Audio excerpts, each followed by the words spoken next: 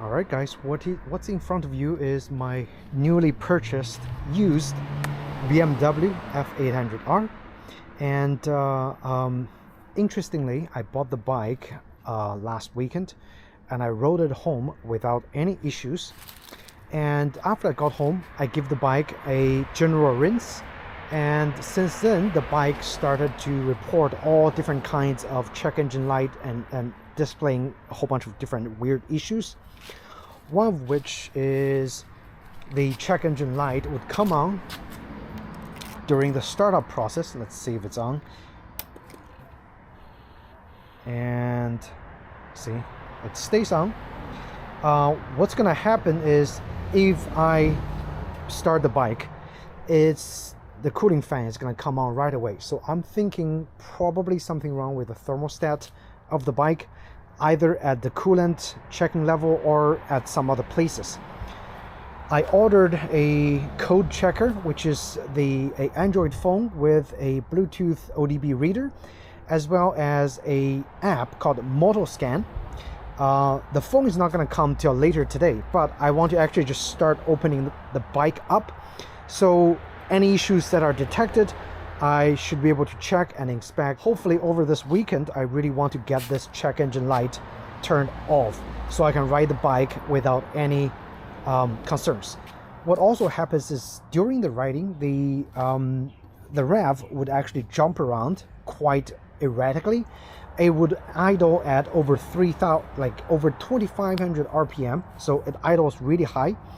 And the bike makes really weird noises during idle, which again is concerning.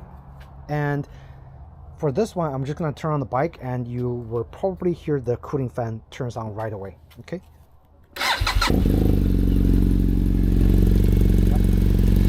So the cooling fan is already on. That's one weird part about this bike.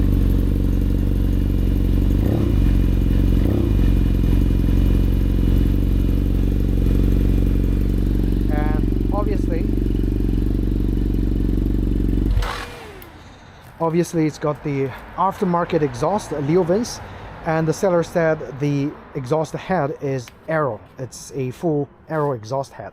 So performance wise, yeah, it probably has a lot of potentials, but the cooling fan turns on, it's concerning. After I ride the bike a little bit, the cooling fan would actually turn off and then goes back to normal. But what's also weird is that the thermostat temperature gauge for the coolant never rises up. That's another concerning thing. So I think the temperature gauge or the thermostat might be the cause of this error code, but there are also other issues with the throttle response that's really weird. I actually post a video of what's the response of the throttle is to show you guys how weird those issues are.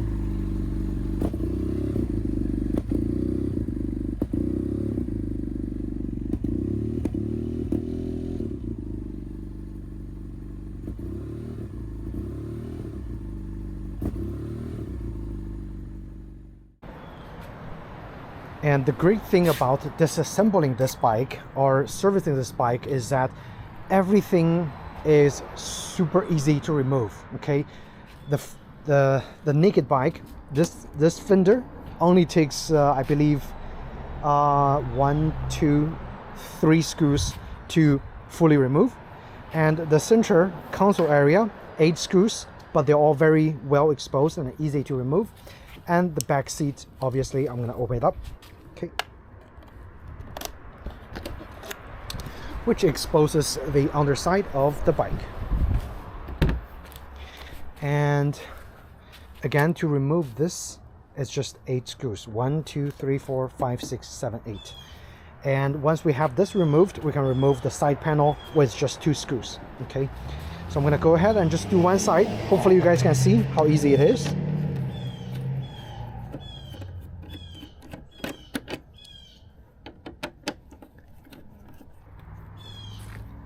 So we already removed about 6 screws, and the last 2 are here, and we just need to remove those 2, and the center console pops right off.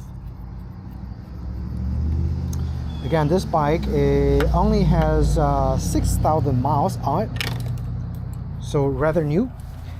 I don't know why it's displaying all those issues, which again is weird. I do notice a lot of mold and moisture buildup under the seat when I first bought it home and took the seat up for restoration. The seat was covered in kind of a mold material, kind of just like somewhere here. Those little black dots, it's all over this bike. Okay, so yeah, that's one area that's concerning, but you can see super easy to remove the center, and I'm just going to leave it on the side.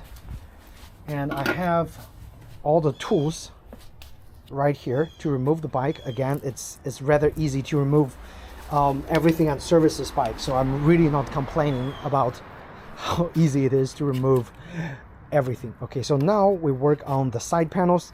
Side panels, there's 1 screw here, 1 screw over here. Okay, and once you remove those 2, there's a little clip screw inside. You just need to remove the clip, which is also rather easy. So let's go ahead and start removing the screws. And yeah, so servicing the airbox, throttle body, everything on this bike is easy.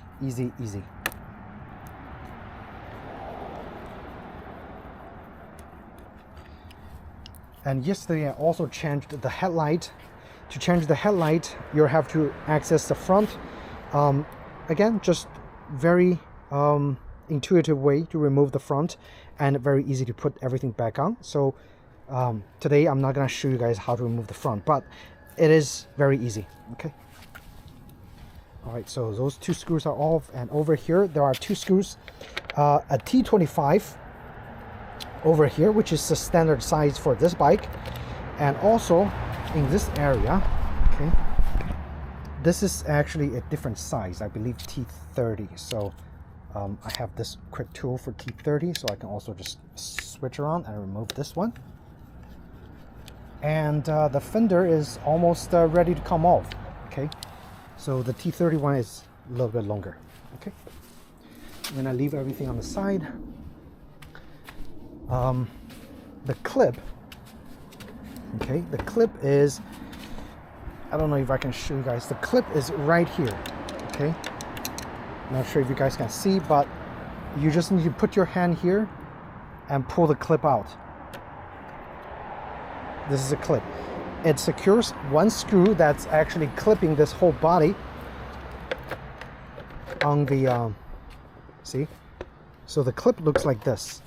All right, I'm gonna leave the clip here so I don't lose it, but it just clips here and very easy to remove, and you already have everything accessible to you to fix whatever you need to fix.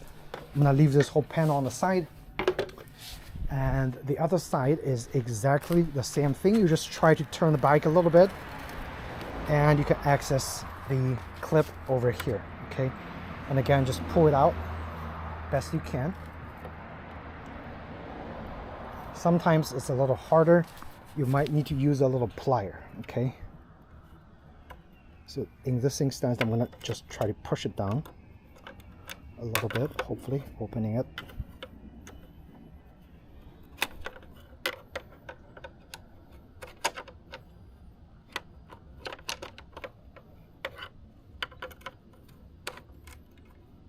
Okay, clips off, and the bike is ready to take the fender off right here. Again, I'm going to put the clip back on the bike like so. This is a snout for the airbox. We'll also remove that because today I want to actually just go ahead and take the whole airbox out. Okay, so let me change my camera angle just a little bit. Airbox really easy to remove. 2 clips over here, you just push, pops out, and you can slide this up, expose the filter. Okay, previous owner used a K&N, which is not my favorite, but I'm just gonna leave it there for now. And try not to lose everything. And we're trying to inspect what is under there. Okay. Let's see. There are some things that you might have to remove. For example, the battery. Okay. So we have to loosen this bolt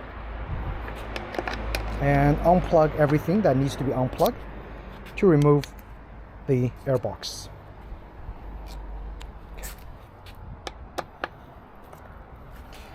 Most of those screws are going to be T25, so just have a really nice T25 screwdriver ready,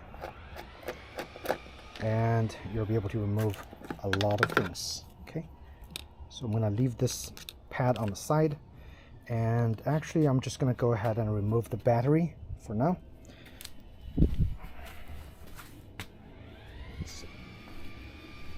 Leaves a screw here so I don't lose it.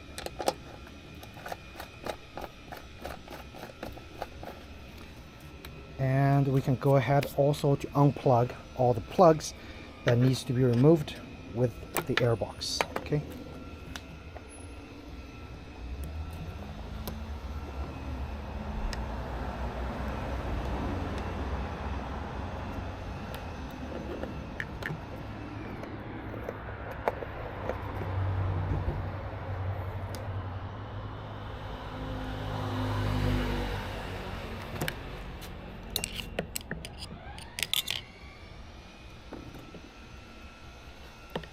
Don't know how to remove this one. We'll come back later for it. And this.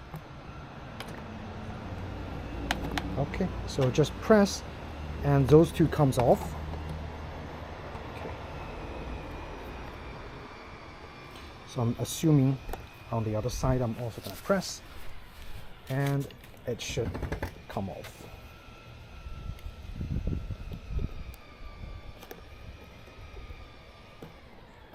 Like so. Okay. Looks pretty oily for some reason.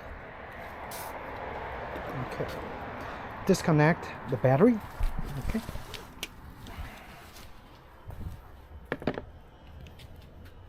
So always disconnect the positive end first.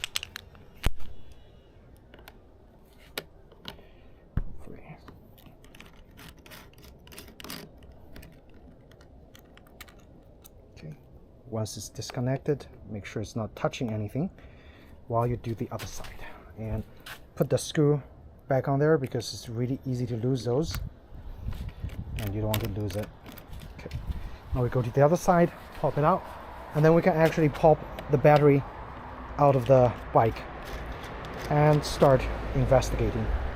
Okay. All right, so battery's off. Let me take it out.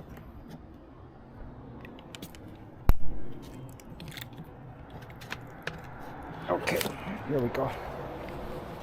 Leave it on side. We don't want to lose anything for this. I'm gonna leave the relay to the side and save those clips. Okay.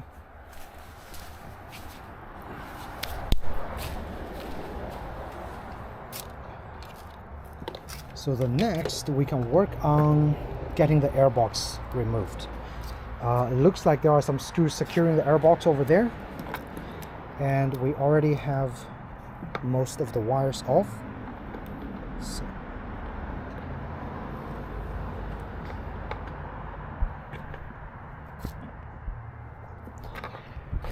Also a good time to inspect all the condition of the wires. Okay, so right here I'm just checking to see if those wires are in good condition, which they turns out to be.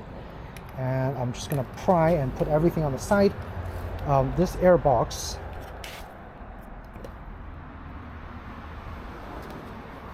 okay. Rubber grommet for the relay, and yeah, it looks like this airbox is secured by those two screws and two in the front. Okay. So I'm just going to try to loosen them and see if it would actually come off. think it is a, okay, so that's a T30, which is the thicker one. Sometimes if you have a glove for the harder to turn ones, you should be able to loosen the grip of those screws a little bit better. Okay, all right, like so. And also try not to lose all the grips, all the clips, because later on you might still need them.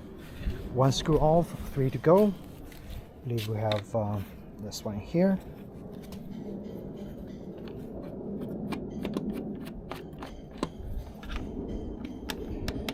Okay, 2 off, same length. And the other 2 is in the front. Those I need to use my wrench with the extension to remove. Okay, so T30, we're gonna be looking at probably, or T27. Yeah, it could be 27. So let me see. Yeah, so T27 with a adapter and a wrench should give you a lot more leverage to remove those hard to remove ones. Okay. And put it in there.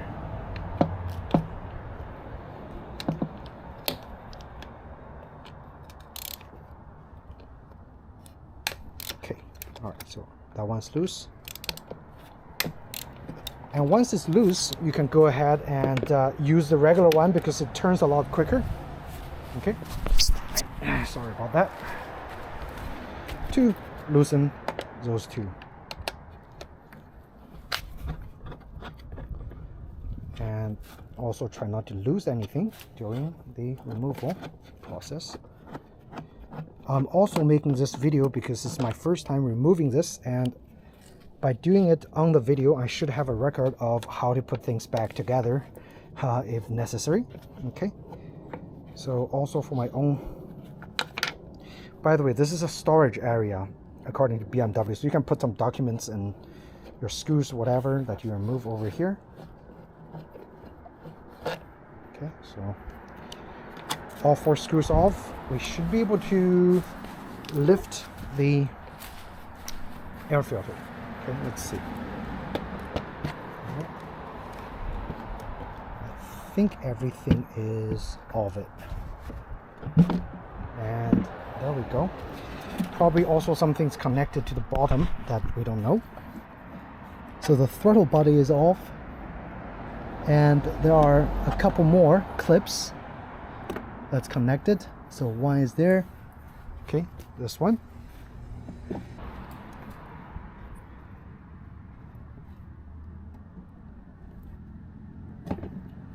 One off. You pretty much just use a little force and they would actually come off. And the last one is the big air vent hose right there. Need a little plier. Right here, and just grip on the hose. We should be able to pull the thing off like so. Wow, it's a big hose. All right,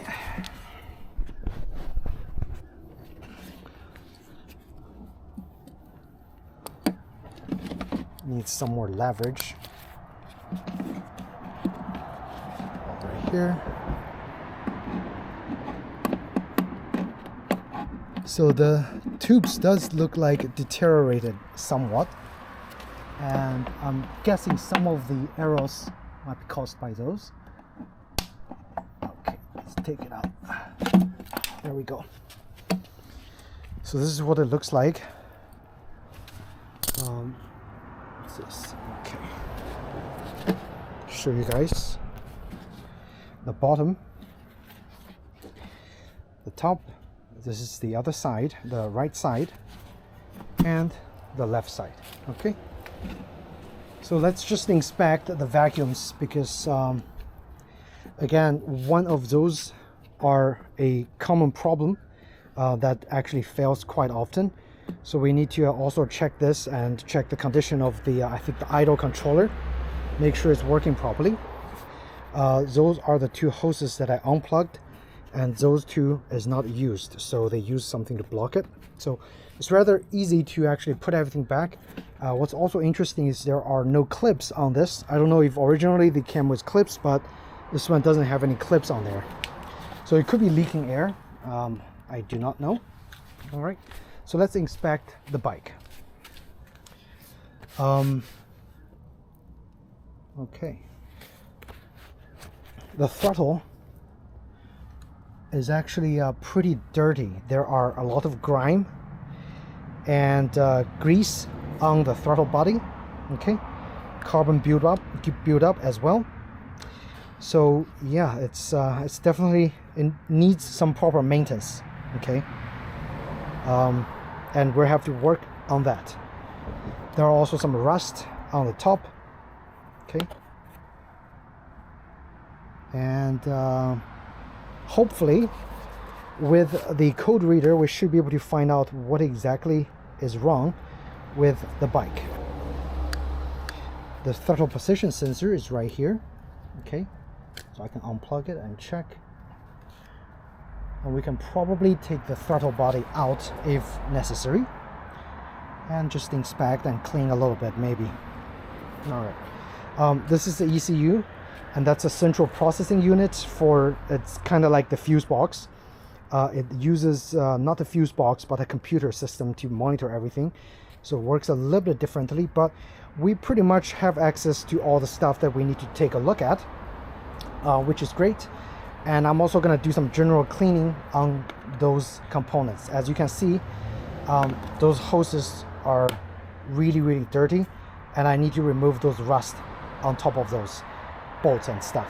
Okay, all right, so upon further inspection, quite a lot of deterioration from moisture and mold in Florida weather.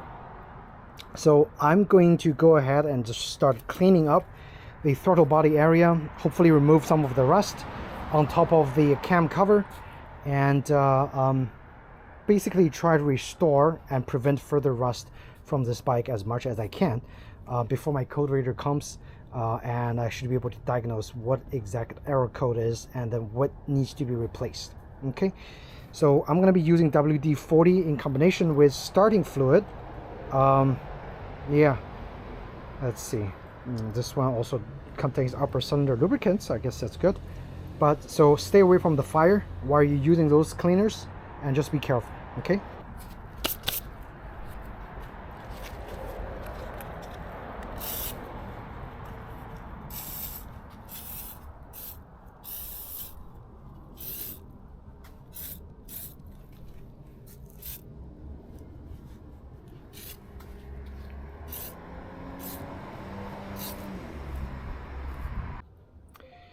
so I'm just cleaning up the throttle body, and it's really nasty.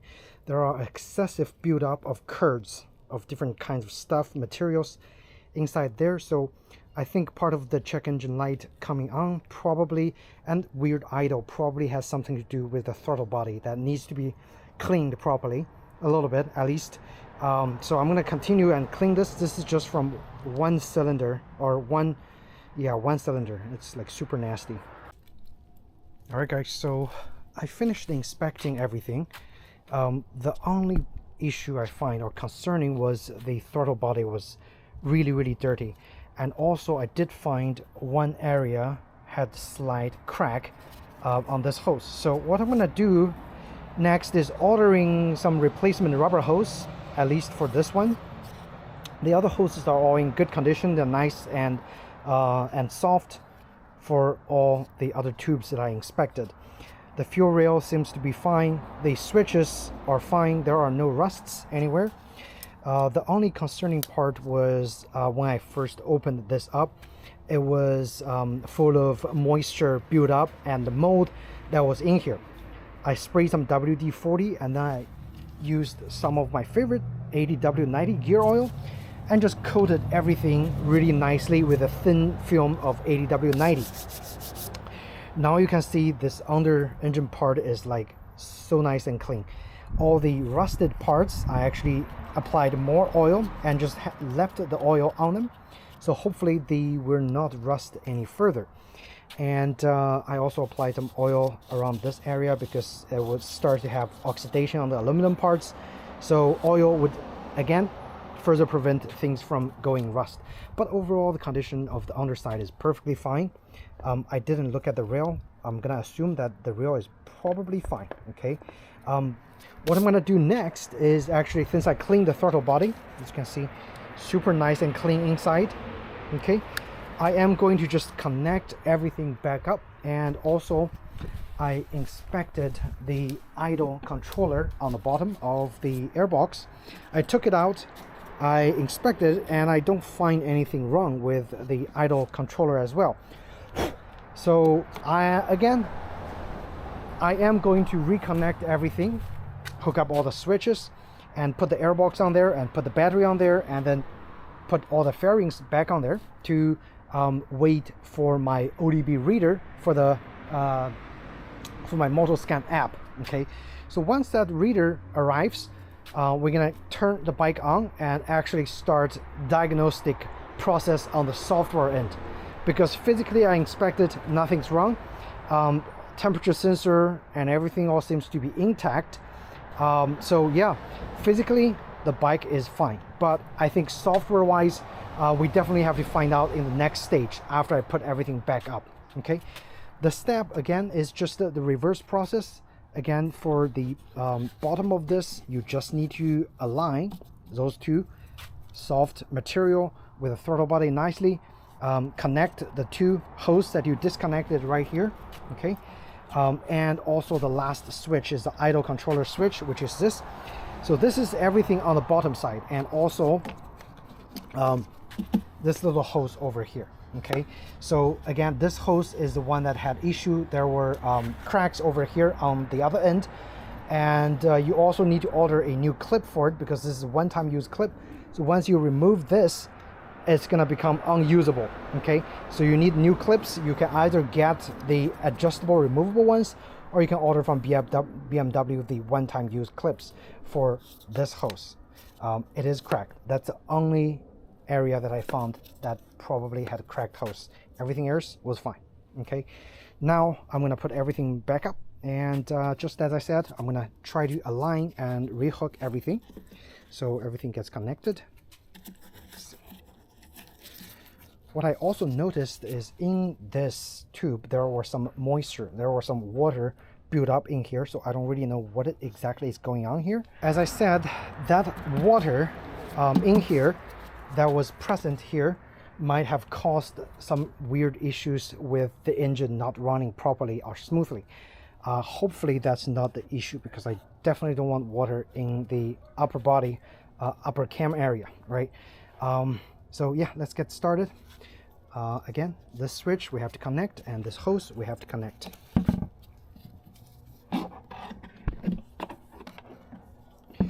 Might be best for me to just do this off the camera, but you guys know the basic process. Okay, just align everything, reconnect all the loose sockets that needs to be connected. Okay, pretty self-explanatory. Okay, so let's see.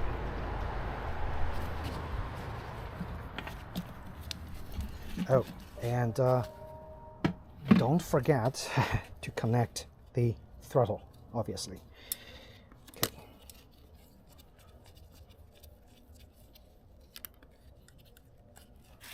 Let's see if I can show you guys this way. So the throttle connection is rather easy. You just hook it up and try to put it in here. And then there are two ends. Okay, you just align those and it should go in there. Let's see, like so. Once it's connected, you kind of just tighten it and make sure there are plenty of free place. Okay, which seems to be okay. I could give it a little bit more free play.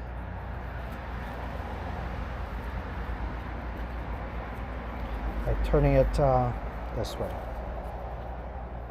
And then you can tighten it, and yep, That's pretty good.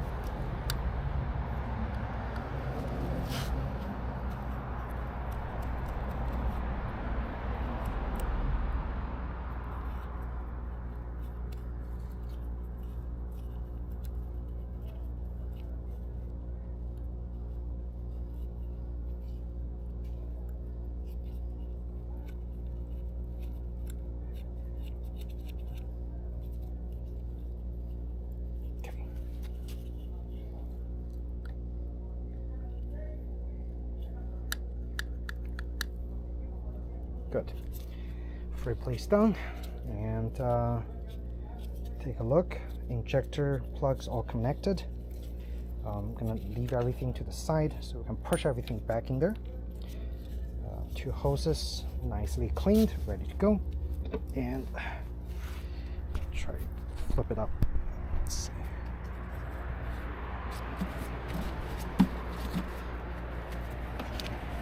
So obviously the first thing to do is connect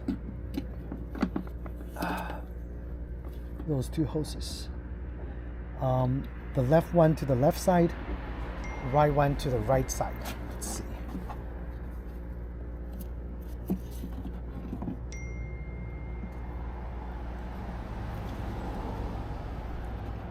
Okay, that's pretty good. One connected, and the other one. And lastly, the plug for the idle position sensor. Just push it in there, align nicely, and it's connected. And the last step is just simply align the throttle body, okay? And make sure everything's aligned. Let's see. And you simply just push it inside. Those two, oh, I think we have one last hose to connect. Right, we have that big hose that I said was broken, and that one needs to be connected as well.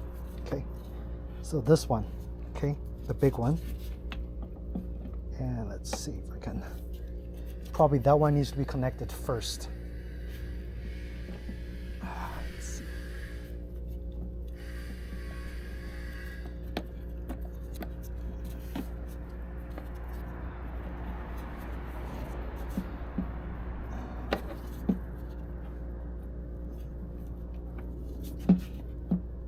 And then once that is connected, I'm going to connect those two. Have to disconnect. All right. Because this one is the trickiest. Okay.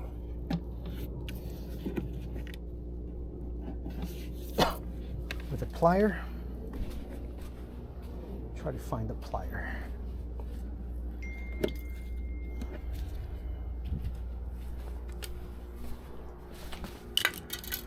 Right here. Okay.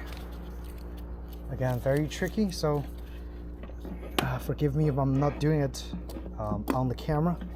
It's just a hard hose to connect. Let's see. So I'm gonna have this back out just a little bit.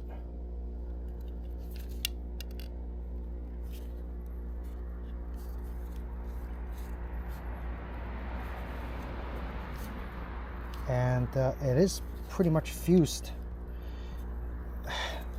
to the hose, so definitely needs to be replaced, this one. Okay, so what I'm gonna do is I have to hold this and try to push it in there with this open. Let's see if it will go in.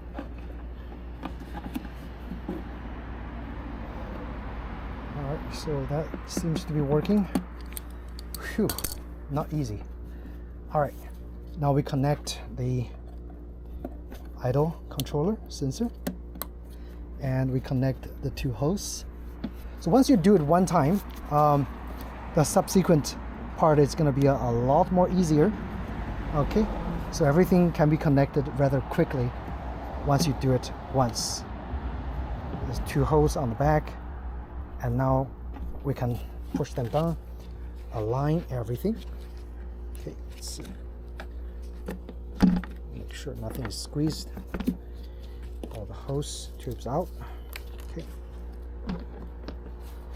And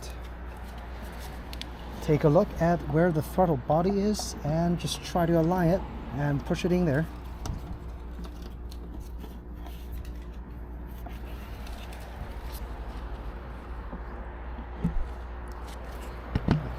Got it. So the bottom part is done, and now we just focus on reconnecting everything on the top. Remember, we have this relay, okay, that we have to connect later on. Right now we can put the rubber grommet on here and also plug everything that needs to be plugged. This air hose,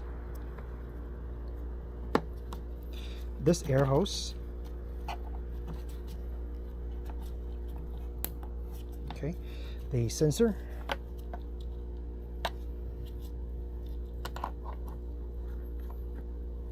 okay, top sensor, this air sensor right here. All right, everything's connected here, so no issues at all. And rubber grommet for this, okay, right here. Again, this bike is really easy to service, so if you have any issue, don't be afraid. And I love the design of this bike. It's, again, so convenient in terms of servicing it. Even if the error code asks me to open this again, I should be able to open it rather quickly. Okay, so this thing, I believe you just align and push in and it should hold in place like so. Same with the bottom one, you just align and push in. Okay. And this is installed. Okay. Next, we secure the 4 screws on the airbox that we took out right here. Hopefully they're the same size. Is this T25? Okay, just 4 screws.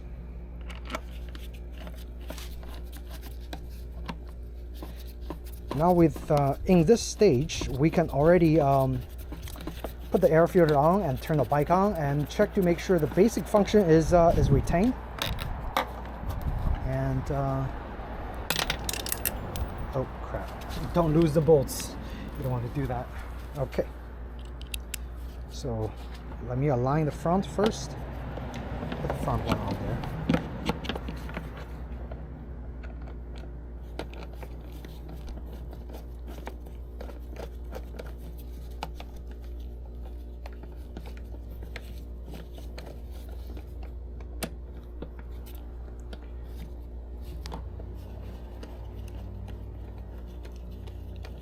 Perfect. Just the general alignment so everything goes in. Then we're tightening it at the very end. Okay.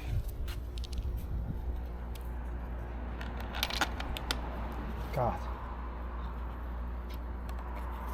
The good thing for this bike is any screw that is falling under, it's gonna drop to the ground. On some scooters, it's actually quite hard because the scooter had a bottom pan and every screw dropped in. You sometimes have to remove everything to retrieve that one screw. Okay, so that's a difference. I really like this bike, and hopefully those errors will be resolved. And now I'm actually just tightening everything. So again, as I said, physical inspection, the bike is perfect. There's really isn't anything abnormally wrong besides the moisture and the slight rust. Air filter, let's find the air filter. Okay. Which one is this? Okay, so those are the fairing screws. The air filter is right here. We're gonna just put the air filter in there with those 2 plastic clips. All right. Oh, there's a key on the filter. The filter is pretty clean. So I think he recently changed it. You align this and you put the plug in here. The plug goes to the back and clips into this little socket right here. Okay. Oh. So the filter is on, and once we connect the battery, we can physically, literally just start testing the bike to make sure it starts, right? So let me see if I can connect the battery really quick.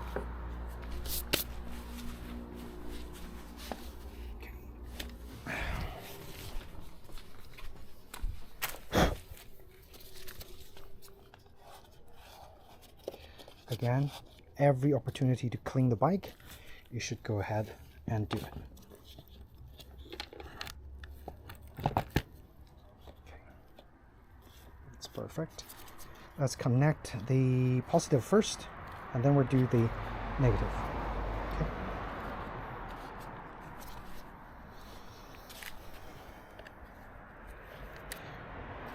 Once the battery is connected, we can start the bike really quick. Find the screw. Okay.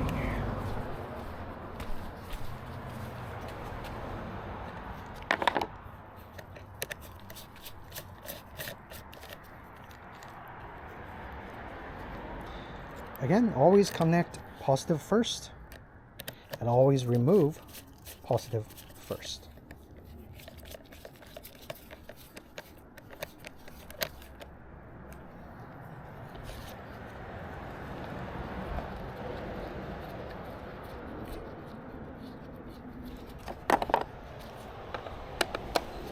This is the securing the battery securing screw. So if you put the screw here, it wouldn't move. Okay. And just get some oil on the screw, because I do see some oxidation in there. Every time you see oxidation, give it some oil. That's perfect. Okay. So now let's connect the negative. And the bike will actually display a initial reset, and then we start the bike. And I bet the error code is probably still there. I'm suspecting thermostat probably needs to be replaced. Okay, here we go.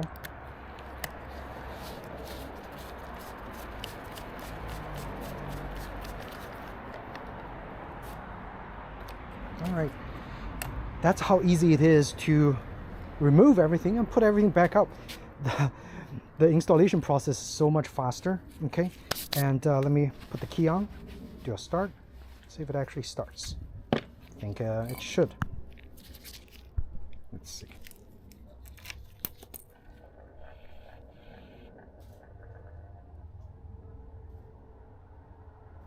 And obviously the error code is still there. Check the throttle. Throttle is fine. Do it again.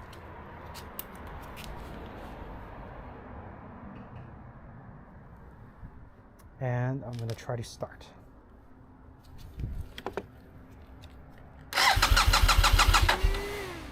See the fan? It's really weird.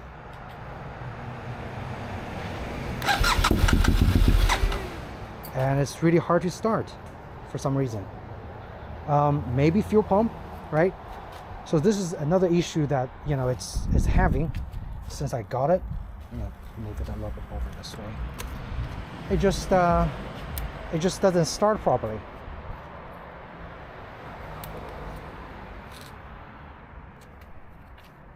Try again.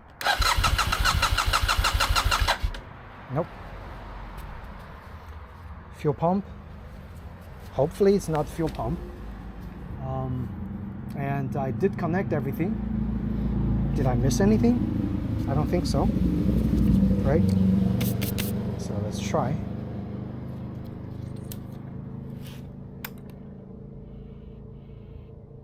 I actually don't hear the fuel pump click for some reason. So no clicking on the fuel pump. That's weird.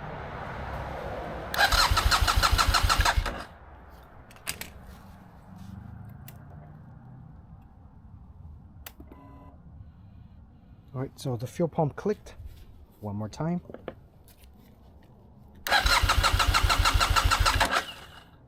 Nope. Super weird. Now it doesn't start.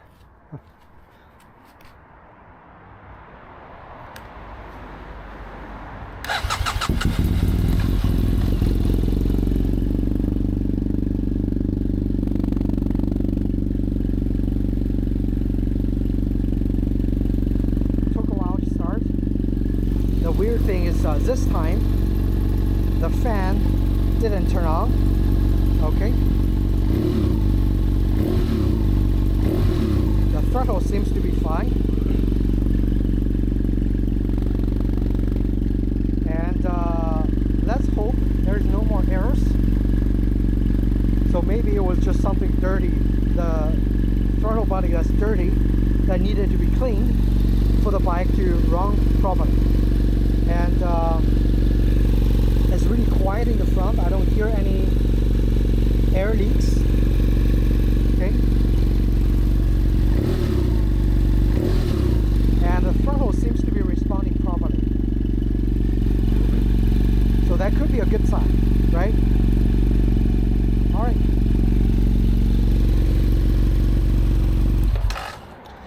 With that said, I'm going to show you guys how to put all the fairings back on the bike.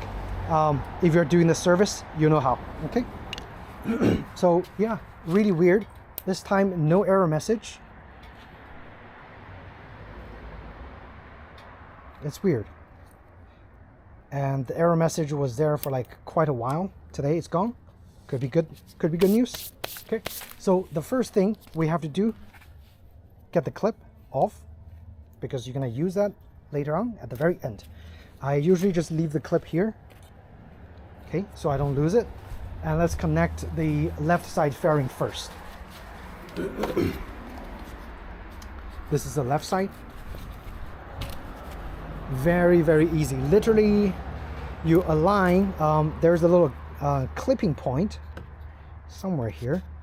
You align this, drop it in there, and align the screws, and at the end, align this little corner. It literally just pops in, super easy. Okay, let's see. Try to find everything, find all the positions. Have a little more room here, helps. All right, let's align. The first thing you're gonna put in is align this pivot point that you need the clip for. The next, drop this in here with the screws also aligned to the right place, and that's literally it. You put this clip on here at the very end. Okay, so you can do this first. The thing is right here, put it in there.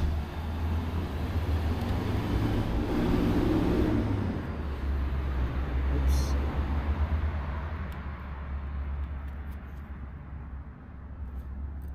And when you hear that click, it is in. Okay, very easy to put in. If you need to take it out, sometimes it's a little tricky. Use a screwdriver, you can take it out, but for now it's not going to fall off. And you have that two screws that you need to put in. One is a longer T27, okay, and one is T25. You're going to put the T25 here to secure this end. Okay, and T27, you need the other side. This is not the BMW tool. This is actually from my Piaggio, which has T27 and T25. So it's really easy for me to actually use the Piaggio scooter tool for this job on the BMW, which actually worked out pretty good. Okay, so this fairing is done. That's how easy it is. Okay, now let's do the other fairing. Just two T25s. Now for this side, the stellar actually damaged a little bit over here, but doesn't really affect the use, so can still do it, use it normally. And again, we just align everything, same procedure. Have this on your hand and ready, and leave it somewhere on the side. put the pivot in there first. That way you have some alignment to align the rest of the areas. Okay, and the last thing, align everything, make sure everything drops in nice and easy. Okay. And we are pretty much in business. The two T25 screws is all you need to put two sides back together. Super easy. Okay, right, first screw, it's pretty much symmetrical, almost. Only difference is near the coolant area, the screw position is a little bit different over here.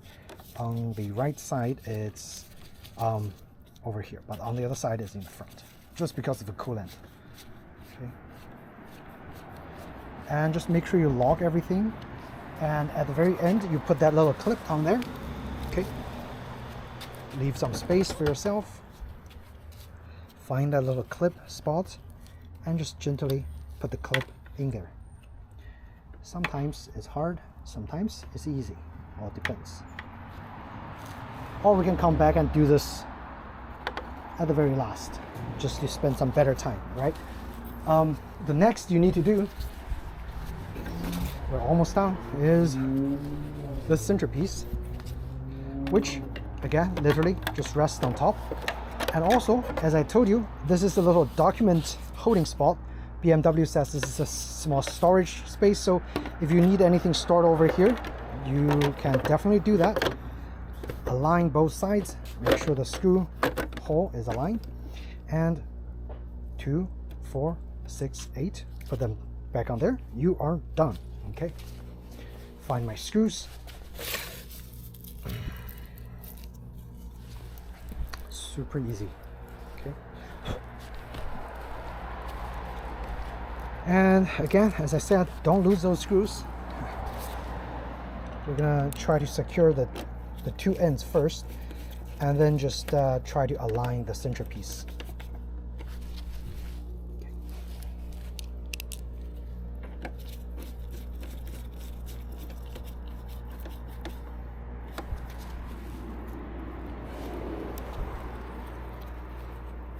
I love how easy it is to service this bike.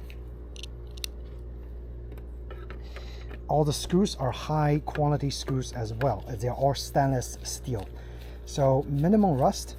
On the Piaggio and my Honda Maxi scooter, they use a lot of steel screws. Those are prone to rust, but on the BMW, the construction quality is definitely better. All right, so that's one thing I can tell you right away, is the materials and hardwares they use are of better quality compared to the Japanese and Italian brands. There really isn't a order to put everything together. Okay, so you literally just put those screws back at your own leisure pace or speed or whatever you like. Okay, they will eventually connect and secure all the pieces together. Okay, you can see how fast it is to put everything back together. I also love the fact that the gas tank is behind. This is the gas tank. Okay, so nice low center of gravity, works great. Last screw. And the seat is also just one piece, so super easy to put back. You literally just clip the seat back in there, and we should be done in no time, like so. That's how you remove the fairings and also access the throttle body, as well as check the top of the cam cover. So I finally figured out what is causing this weird idle that I'm having. Okay, so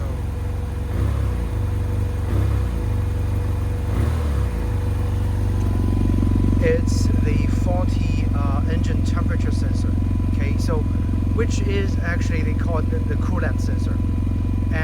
once this engine temperature dips to a negative, the idle gets totally messed up. And right now the position motor and everything else is actually working as intended. The throttle position is 0. And if I just do the throttle test, the throttle is working fine. The only issue is you can also see the check engine light, which I'm going to show you guys the actual code in a little bit. Okay, so I'm going to read the code, and see, the idle is getting really messed up. So it is actually the sensor right here. There is the temperature sensor that measures the engine/coolant temperature, and when that sensor gets really messed up, okay, when the engine temperature dips to negative, it changes the idle and everything. So I think I have finally diagnosed the actual issue of the engine idle speed jumping around, and also the idle speed doesn't drop down. That is all thanks to the MotoScan app, as well as the ODBLink LX that I'm able to hook it up. And also I just bought this $79 phone. This is a new N10, a cheap Android phone that actually works fantastic. Okay, with that diagnosis and with all the previous physical condition check on the engine airbox area, on the throttle bodies, and the cleaning of the throttle body. So if you guys saw that video before, make sure you so with all the physical checking of the engine components and the removal and installation of the fake tank fairings, I think we have diagnosed the issue at the very end, thanks to the MotoScan app that I bought. Okay, I paid for the ultimate version, totally worth it, because with those information I'm able to pinpoint exactly what is going on. So this bike that I just bought, for the most part, it doesn't have any issues besides a slight crack on the cam cover breathing tube, as well as a slightly dirty throttle body. And we cleaned that during the previous section of this video. And now we also figured out what's causing that weird idle issue, which is the engine coolant sensor. Okay, oh, no codes because I turned the bike off, but we got the codes previously. As you can see, it is that sensor, this particular sensor. It's hidden on the left side towards the rear of the cylinder. Actually a very easy to replace part. I already have a new sensor ordered, so it's gonna come, and I'm looking forward to fixing this bike with a replacement of that one sensor. Hopefully all those problems would go away. So this will actually conclude this entire fairing removal condition check video for my newly bought F800r year model 2015 from BMW. And again, overall, I really loved this purchase. That's why I'm desperately wanting to get this bike fixed, because even on the way riding back with the bike super dirty and everything, it felt great on the city streets. So I'm looking forward to get the replacement sensor, do a video on how to replace that coolant sensor, and then we're looking at hopefully riding the bike and doing some vlogging and also a review of the bike soon. All right, so this concludes the entire video. Thank you so much, guys, for watching. I'm gonna wait for my parts to come, and then we're gonna do that video, and we'll have the fix out in no time. Okay, thanks again, and take care.